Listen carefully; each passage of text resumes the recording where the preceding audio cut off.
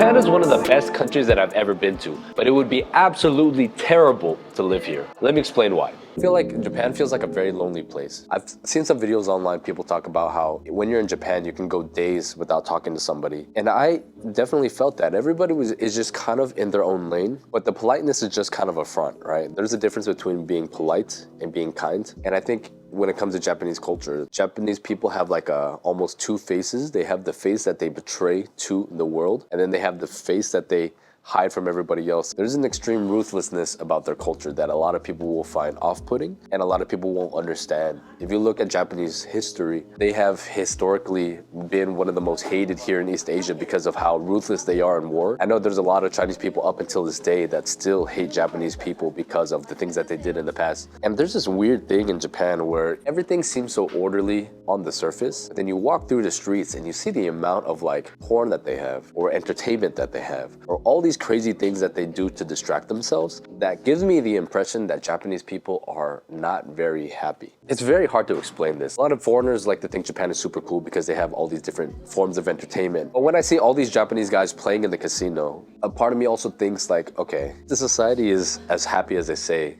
or as they portray. Why do they have so many forms of escapism? And this may be a comment about all of East Asia in general, but I think Japan is probably one of the worst in this regards. As a foreigner, I can't help this feeling that I will always be an outsider in their culture. Now, granted, I look like everybody, so everybody was speaking to me in Japanese. I can pretty much blend anywhere in Asia, but I guess I'm at this point in my life now where the idea of going to a new country, starting over and learning a completely new language again from zero does not seem appealing anymore. And if I were to move to a place, I would want there to be at least like a good level of English fluency, which is why I think Europe is one of the best options if you are looking to relocate. Pretty much all the Asian countries, to be honest, English is not really good in these places. If you were to move to any of these places, you fully have to commit to learning the language and learning the culture. And Japan is interesting because you can fully integrate. You can learn Japanese, you can learn all about the culture, but if you were not born in Japan, you will never be fully Japanese and they will never treat you like one of their own. I wonder if someone like me could get away with it because I look Asian, and if people didn't know any better, if I spoke fluent Japanese, they probably would assume that I'm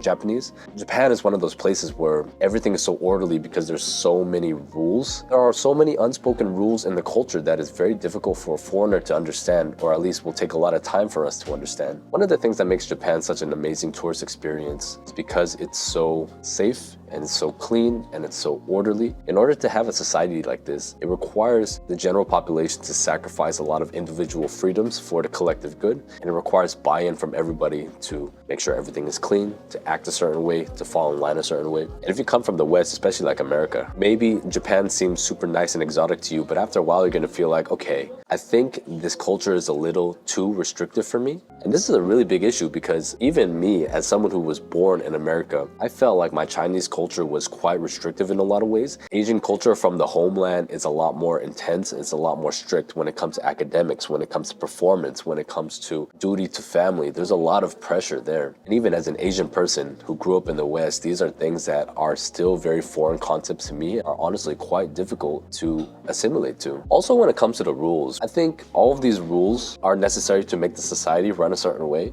But I did feel in Japan that the rules were too extreme. Like everywhere that you go, there's just like a huge list of 20 rules that you have to follow. And even when you're going up the escalators, every single corner, there's like a rule of don't do this, please stand on this side. It was just like, how do you understand all of these things if you weren't born there, right? How I am as a person, because I come from America, prefer like a good balance of rules and freedom.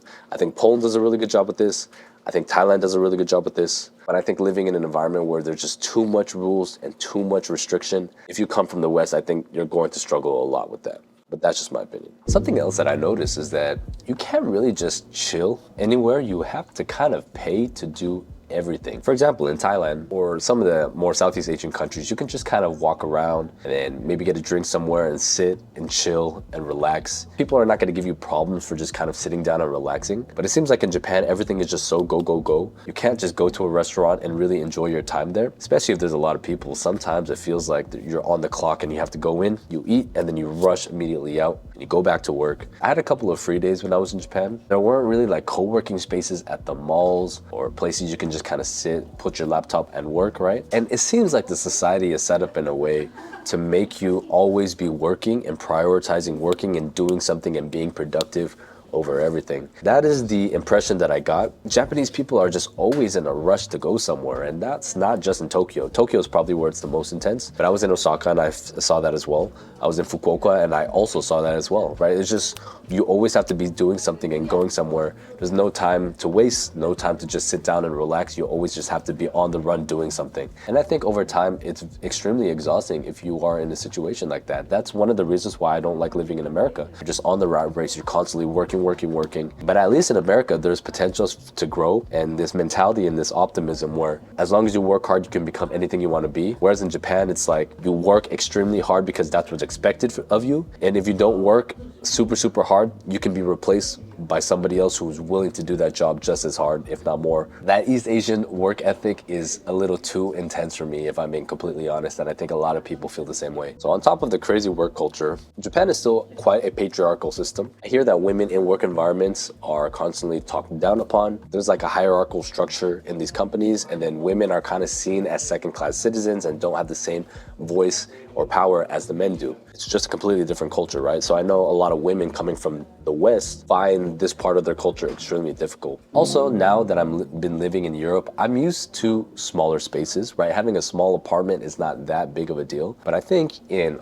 a place like Hong Kong or Tokyo, they take small spaces to a whole other level, and everything just feels so cramped there. At least in Europe, because the people are taller, you know, even if the spaces are cramped, they don't feel that cramped. But Japanese people, Asian people were not that big. So you have small spaces made for small people, and when you're walking through the streets of Tokyo, everything just feels so cramped. When you're in the restaurants, when you're in the cafes, everything is just, it's too much, right? Tokyo specifically just feels so overstimulating every single place that you go. It's cool as a tourist or as a foreigner watching from afar, right? And then you get to experience this for the first time. But I can't help but feel like it's too much, almost like sensory overload. If you just walk down like a really busy street in Tokyo, you're just bombarded by lights and sounds and restaurants and smells and people trying to get your business. And on top of like huge crowds of people walking everywhere, that to me is a little too much. I prefer a much slower pace of life. I don't really like big cities in general, and Tokyo is one of the biggest cities there are. Everywhere you walk in Tokyo, it just feels just constantly like you're being suffocated. It's so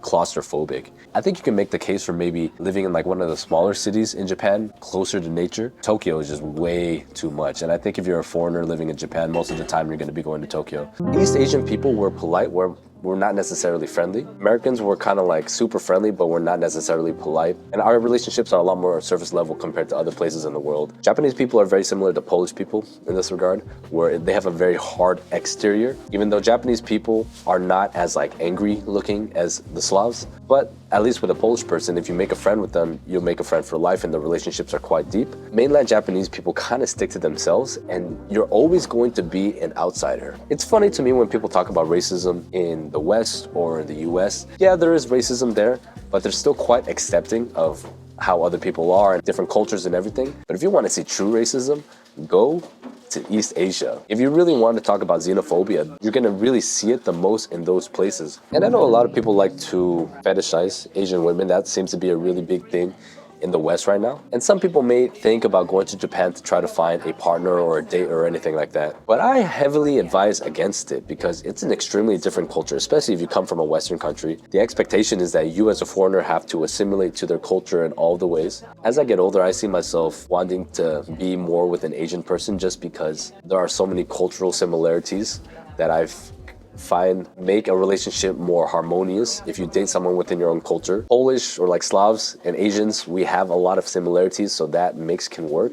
But I don't think it's the same as dating somebody from your own culture. I look at all these Japanese people and I admire their country, and I was just observing how their culture is. I still felt like an alien in their country. I still felt like it was extremely different. And there are so many cultural norms, especially when it comes to dating, that I feel are very different in East Asia compared to many of the countries in the West. And a very common example of this would be how they view cheating. This blows a lot of Westerners' minds, but this is very common in East Asia. If a guy goes to a prostitute, it's not considered cheating. And in a lot of these Asian countries, a lot of men have mistresses as well. That is a very common thing amongst the culture here. People in East Asia do a better job of separating emotion from sex, whereas in the West, both of them are like connected in the relationship. And that's just one of very many other cultural differences that you're going to experience if you were to move to Japan. At the end of the day, I think Japan is one of the best countries I've ever visited, but that's the extent of it for me. And to be honest, I feel like if I were to move there, I would be extremely miserable. I highly recommend that you guys watch this video next. Let me know what you guys think, and I will see you on the next one.